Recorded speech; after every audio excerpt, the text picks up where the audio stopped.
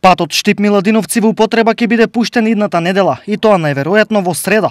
Ни соопштенија потврдија од јавното претпријатие за државни патишта, објаснувајќи зошто овој автопат многу подоцна се пушта во употреба од предвиденото. Доцнењето е поради фактот што со правичниот проект не биле предвидени две патарини, една кај Кадрифаково, а другата кај Миладиновци. Во меѓувреме јавното претпријатие ги изврши сите активности за добивање на дозвола и во тек се преговори со Европската банка за обнова и развој, преку кој се одвива целиот проект за патарините на коридорот 10.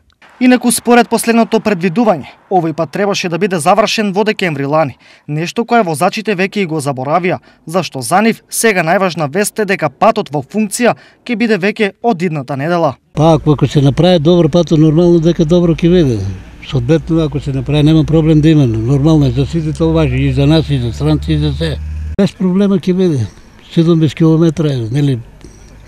Ќе биде 30 км по-краток пат, нормално ќе се смали гориво и се, и време и така натака. Много јасно. Секој пат нов што се направи подобро и многу се скратува патот до Скопје, затоа ќе биде добро. Пресметано во пари, а со асистенција на оние кои веќе на црно возеле по овој пат, калкулациите се следни.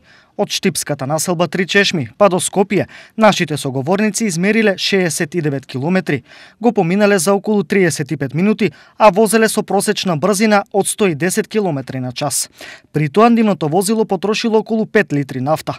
Без друмарина која на овој пат на почетокот нема да се наплаќа, патувањето до Скопје сега чини од 200 до 300 денари помалку.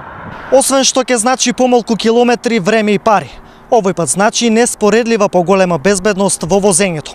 Возачите и патниците имаат речиси идеални услови за возење и патување, што секако е најважната работа. Колку сето ова ќе биде почитувано, останува да се види, но од сега натаму безбедносниот ризик е исклучиво лична одговорност.